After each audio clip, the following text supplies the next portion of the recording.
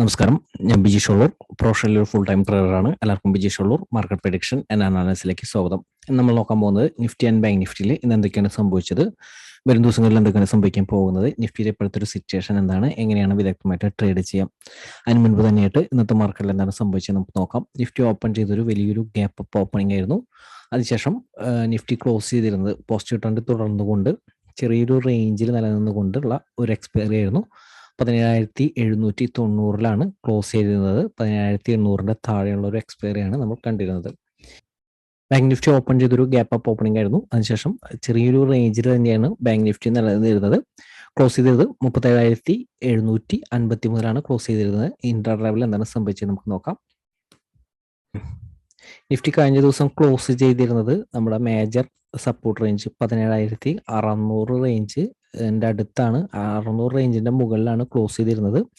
കഴിഞ്ഞ ദിവസം നമ്മൾ പറഞ്ഞായിരുന്നു ഈ ഒരു ട്രെൻഡ് റിവേഴ്സലിന്റെ ഒരു ഏരിയ 17,600 ബിലോ ആണ് നിഫ്റ്റിയുടെ ഒരു സാധ്യത. ഇന്നത്തെ മാർക്കറ്റ് ഓപ്പൺ ചെയ്തത് വലിയൊരു ഗ്യാപ്പ് അപ്പ് ഓപ്പണിംഗ് ആയിരുന്നു. ഒരു പ്രതീക്ഷിക്കാത്തൊരു വലിയൊരു ഗ്യാപ്പ് അപ്പ് ഓപ്പണിംഗ്. കഴിഞ്ഞ ദിവസത്തെ ഒരു വലിയൊരു ഫാളിന് ശേഷം ഒരു വലിയൊരു ഗ്യാപ്പ് അപ്പ് ഓപ്പണിംഗ്. അതിനുശേഷം പോസിറ്റീവ് ട്രെൻഡ് തുടർന്നുകൊണ്ട് ചെറിയൊരു റേഞ്ചിൽ നിലനിൽക്കുന്നതാണ് നമ്മൾ നിഫ്റ്റിയിൽ കണ്ടിരുന്നത്. എക്സ്പയറി ആയിരുന്നു. ഇപ്പോൾ എക്സ്പയറി ആയതുകൊണ്ട് തന്നെ ആ ഒരു പ്രത്യേക ഒരു റേഞ്ചിന്റെ ഉള്ളിൽ എപ്പോഴും നിഫ്റ്റി അത് നിലനിൽക്കും. പിന്നെ എക്സ്പയറിയിൽ നമ്മൾ പറഞ്ഞിരുന്നു ഓപ്ഷൻസ് റൈറ്റിംഗ് ചെയ്യുന്നവർ ഈ റേഞ്ചിൽ ഗ്യാപ്പ് അപ്പ് ഓപ്പണിംഗ് ചെയ്ത് കഴിഞ്ഞു കഴിഞ്ഞാൽ നമ്മുടെ സ്ട്രാറ്റജി അത് ചെയ്യരുത്. കഴിഞ്ഞ ദിവസം നമ്മളൊരു ഓപ്ഷൻ റൈറ്റേഴ്സിനൊരു സ്ട്രാറ്റജി പറഞ്ഞിരുന്നു. ആ സ്ട്രാറ്റജി ചെയ്യാനായിട്ട് നമ്മളൊരു പ്രൈസ് റേഞ്ച് ഇതിൽ ട്രിഗർ ആയിട്ടില്ല.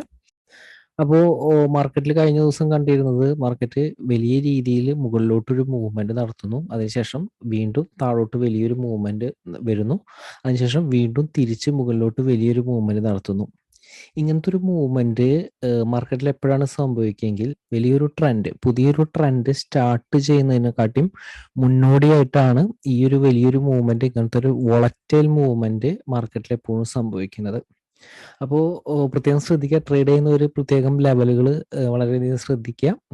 നിഫ്റ്റിക്കായാലും ഇനി ഹയർ ലെവലിലേക്ക് സസ്റ്റെയിൻ ചെയ്യാൻ സാധിച്ചില്ലെങ്കിൽ ഇനി പ്രോഫിറ്റ് ബുക്കിംഗ് വന്നാലും അതൊരു വലിയൊരു റേഞ്ചിലേക്ക് വരും. അതേപോലെ തന്നെ ഹയർ ലെവൽ സസ്റ്റെയിൻ ചെയ്താലും മുകളിലോട്ടും പോകാനായിട്ടുള്ളൊരു സ്ട്രെങ്ത് ഉണ്ട്. അതിനുള്ളൊരു വോളറ്റാലിറ്റിയാണ് ഇപ്പോൾ മാർക്കറ്റിൽ കണ്ടിരുന്നത്.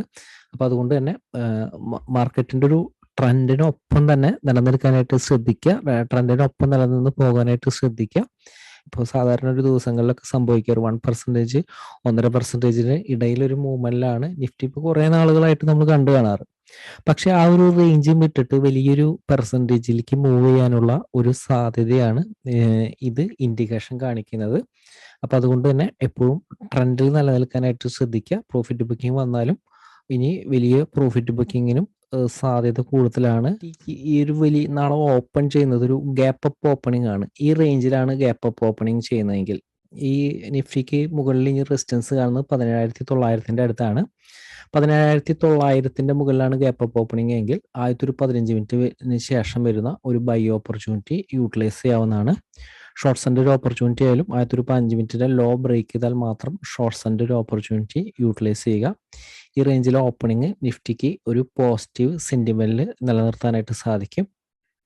അപ്പോൾ ഓരോ ദിവസം പറയുന്ന ഒരു ലെവലുകൾ വളരെ ശ്രദ്ധിക്കുക. ആ പറയുന്ന ഒരു ലെവലുകളുടെ മുകളിൽ വരുന്ന ഒരു ഓപ്പണിംഗ് മാർക്കറ്റിന്റെ ഒരു പോസിറ്റീവ് സെന്റിമെന്റിൽ നിലനിർത്താനായിട്ട് എപ്പോഴും സാധിക്കും. കഴിഞ്ഞ ദിവസം തന്നെ പറഞ്ഞിരുന്നു നിഫ്റ്റി റേഞ്ചിൽ ഓപ്പൺ ചെയ്ത് കഴിഞ്ഞു കഴിഞ്ഞാൽ നിഫ്റ്റിക്ക് ഒരു പോസിറ്റീവ് സെന്റിമെന്റിൽ നിലനിർത്താൻ സാധിക്കും. അപ്പോൾ അതുകൊണ്ടാണ് നമ്മളൊരു ഓപ്ഷൻ സ്ട്രാറ്റജി നമ്മളത് ചെയ്യരുതെന്ന് പ്രത്യേകം പറഞ്ഞിരുന്നത്. അപ്പോൾ നിഫ്റ്റിയിലും ഓപ്പൺ ചെയ്ത് ഫ്ലാറ്റ് ഓപ്പണിംഗ് ആണ്. ഇന്ന് ക്ലോസ് ചെയ്തിട്ടുള്ള അതേ റേഞ്ചിന്റെ അടുത്താണെങ്കിൽ കഴിഞ്ഞ ദിവസത്തെ ലോ ബ്രേക്ക് ചെയ്താൽ തന്നെ ഷോർട്ട്സിന്റെ ഒരു ഓപ്പർച്യൂണിറ്റി യൂട്ടിലൈസ് ചെയ്യുക. സപ്പോർട്ടായിട്ട് നിലനിൽക്കാൻ സാധ്യമായിട്ടുള്ള ഏരിയ 16,700 ആണ്. അപ്പോൾ 16,700 എന്ന് പറയുന്ന ആ ഒരു സപ്പോർട്ട് റേഞ്ചിൽ നിഫ്റ്റി നിലനിൽക്കുന്നുണ്ടോ നോക്കുക. നിലനിൽക്കുന്നുണ്ടെങ്കിൽ ഫാസ്റ്റായിട്ട് പ്രോഫിറ്റ് ബുക്കിംഗ് നടത്തുക. ഈ റേഞ്ചും ബ്രേക്ക് ചെയ്ത് താഴത്തേക്ക് പോവുകയാണെങ്കിൽ ഷോർട്ട് സെല്ലിൽ തന്നെ നിലനിൽക്കാനായിട്ട് ശ്രദ്ധിക്കുക. ലോവർ ലെവലായാലും ഇനി സപ്പോർട്ട് വരുന്നത് 17,500 അടുത്താണ് സപ്പോർട്ട് റേഞ്ച് വരുന്നത്.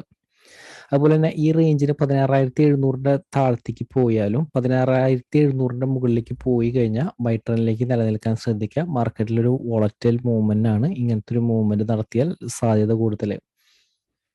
അതുപോലെ തന്നെ നിഫ്റ്റി ഈ റേഞ്ചിൽ ഫ്ലാറ്റ് ഓപ്പൺ ചെയ്താലും ബൈയുടെ ഒരു ഓപ്പർച്യൂണിറ്റി വന്നു കഴിഞ്ഞാൽ യൂട്ടിലൈസ് ചെയ്യുക. പക്ഷേ ഈ റേഞ്ചിൽ നിന്നൊക്കെ ഇനി ബൈയുടെ ഒരു ഓപ്പർച്യൂണിറ്റി യൂട്ടിലൈസ് ചെയ്യുമ്പോൾ പ്രത്യേകം ശ്രദ്ധിക്കണം. തിരിച്ച് താഴോട്ട് ബ്രേക്ക് ചെയ്ത് കഴിഞ്ഞാൽ ഷോർട്ട്സിൻ്റെ ഒരു ഓപ്പർച്യൂണിറ്റിയും കൂടി യൂട്ടിലൈസ് ചെയ്യുന്ന രീതിയിൽ എപ്പോഴും ട്രേഡുകൾ പ്ലാൻ ചെയ്യുക. അപ്പോൾ അതുകൊണ്ട് തന്നെ ഇൻ കേസ് ഒരു സ്റ്റോപ്പ് ലോസ് ഹിറ്റ് ചെയ്താലും തിരിച്ച് താഴോട്ട് ബ്രേക്ക് ചെയ്താൽ തന്നെ ഷോർട്ട്സിൻ്റെ ഒരു ഓപ്പർച്യൂണിറ്റി നിലനിൽക്കാനായിട്ട് ശ്രദ്ധിക്കുക. കാരണം മാർക്കറ്റിൻ്റെ ഒരു ഡയറക്ഷനിൽ നിലനിൽക്കുന്നത് ഇപ്പോൾ വരും ദിവസങ്ങളിലെ ട്രെൻഡിൽ വളരെ അത്യാവശ്യമാണ്. അതുപോലെ തന്നെ ബാങ്ക് നിഫ്റ്റിയിലും ഓപ്പണിംഗ് ഇപ്പോൾ ഇന്നത്തെ ഒരു ഓപ്പണിംഗ് ശ്രദ്ധിക്കുക. ബാങ്ക് നിഫ്റ്റിയിലും ഒരു വലിയൊരു ഗ്യാപ്പ് അപ്പ് ഓപ്പണിംഗ് ആണ് ബാങ്ക് നിഫ്റ്റി ഇന്ന് ഓപ്പൺ ചെയ്തത്. നമ്മൾ എക്സ്പയറിയിൽ പറഞ്ഞിരുന്നു സപ്പോർട്ട് റേഞ്ച് 36,700 മുകളിലാണ് ഓപ്പൺ ചെയ്യുന്നതെങ്കിൽ ബാങ്ക് നിഫ്റ്റിയുടെ ആ ഒരു താൽക്കാലികമായിട്ടുള്ള ട്രെൻഡ് പോസിറ്റീവിൽ നിലനിൽക്കും. അതുകൊണ്ട് തന്നെ നമ്മുടെ ഒരു ഓപ്ഷൻ സ്ട്രാറ്റജി ഇവിടെ ചെയ്യരുത്. നമ്മൾ പറഞ്ഞിരുന്ന റേഞ്ചിൽ തന്നെയാണ് എക്സ്പയറി വന്നിരുന്നെങ്കിലും പക്ഷെ അത് ചിലപ്പോൾ ചില സിറ്റുവേഷനിൽ ഇത് ഫെയിലാകാൻ സാധ്യതയുണ്ട്. അപ്പോൾ അതുകൊണ്ട് പരമാവധി ഇങ്ങനത്തെ ഒരു റേഞ്ചിലുള്ള ഒരു ഓപ്പണിംഗ് വന്നു കഴിഞ്ഞാൽ, അതായത് പറയുന്ന ഒരു റേഞ്ചിന്റെ മുകളിൽ ലെവൽസിന്റെ മുകളിൽ ഒരു ഓപ്പണിംഗ് ചെയ്ത് കഴിഞ്ഞാൽ താൽക്കാലികമായിട്ട് നമ്മൾ പറയുന്ന സ്ട്രാറ്റജി ചെയ്യാതിരിക്കുകയാണ് ഏറ്റവും നല്ലത്. പക്ഷെ ഇന്ന് വളരെ കൃത്യമായിട്ട് നമ്മൾ എക്സ്പയറി പറഞ്ഞിരുന്ന റേഞ്ചിൽ ബാങ്ക് നിഫ്റ്റിയിൽ നിലനിന്നിരുന്നെങ്കിലും പക്ഷെ കൂടുതൽ ആക്യുറസി കിട്ടാനായിട്ട് കൃത്യമായിട്ട് പറയുന്ന കാര്യങ്ങൾ അതേപോലെ തന്നെ ഫോളോ ചെയ്യാനായിട്ട് ശ്രദ്ധിക്കാം. അപ്പോൾ നമ്മൾ പറഞ്ഞിരുന്ന ഈ റേഞ്ചിൽ നിന്ന് ആദ്യത്തെ ഒരു 5 മിനിറ്റിന് ശേഷം ബ്രേക്ക് ചെയ്ത് കഴിഞ്ഞാൽ ഷോർട്ട്സിൻ്റെ ഒരു ഓപ്പർച്യൂണിറ്റി യൂട്ടിലൈസ് ചെയ്യാനാണ്. കഴിഞ്ഞ ദിവസത്തെ വീഡിയോ ശ്രദ്ധിച്ചവർക്ക് അറിയാൻ സാധിക്കും. നമ്മളിവിടെ റെസിസ്റ്റൻസ് പറഞ്ഞിരുന്നത് 37,700 ആണ്. ആ ഒരു 37,700 എന്ന് പറയുന്ന റെസിസ്റ്റൻസ് റേഞ്ച് ഹോൾഡ് ചെയ്തിട്ടാണ് പോസിറ്റീവ് ട്രെൻഡിൽ നിന്ന് നിലനിന്നിരുന്നത്. അപ്പോൾ അതുകൊണ്ട് തന്നെ ഈ ഒരു സപ്പോർട്ട് റേഞ്ച് ബ്രേക്ക് ചെയ്താലാണ് ഈ ഷോർട്ട്സിൻ്റെ ഒരു ഓപ്പർച്യൂണിറ്റി യൂട്ടിലൈസ് ചെയ്യേണ്ടത്.